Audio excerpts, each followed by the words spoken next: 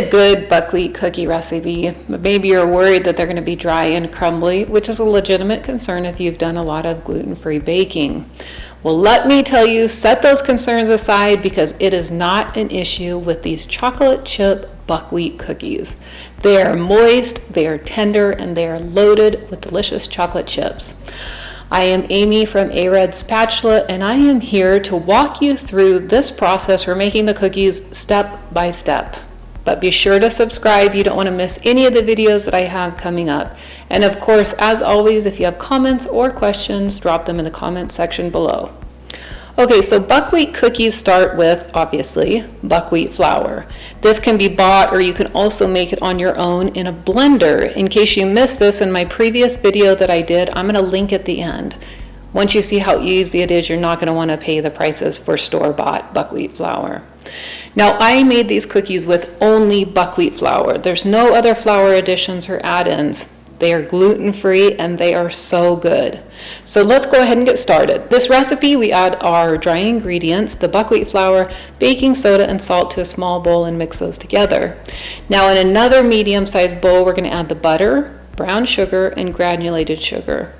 Blend this with a hand mixer or stand mixer until it's light and fluffy. You're going to see that this process is very similar to making most classic chocolate chip cookie recipes.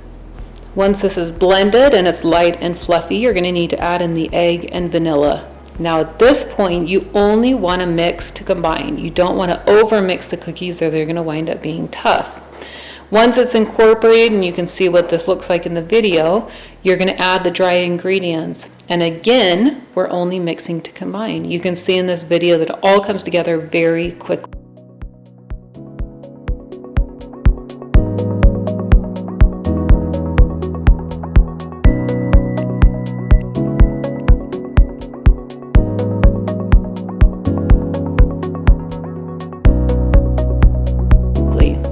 The last step is our chocolate chips or chocolate chunks.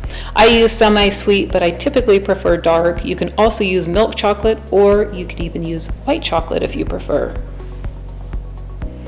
Once the chocolate is mixed in, now comes the waiting part. I highly recommend letting this chill for at least 4 hours. My actual preferred time is overnight. The dough will be stiff and a little tricky to form into balls, but trust me, it's worth it. You're going to want to bake these at 350 for 8 to 10 minutes. Now, one thing to note is you do not want to overbake these cookies. This is where the dry, crumbly cookies are going to come in. This can be a little tricky, of course, with the darker color of the buckwheat flour.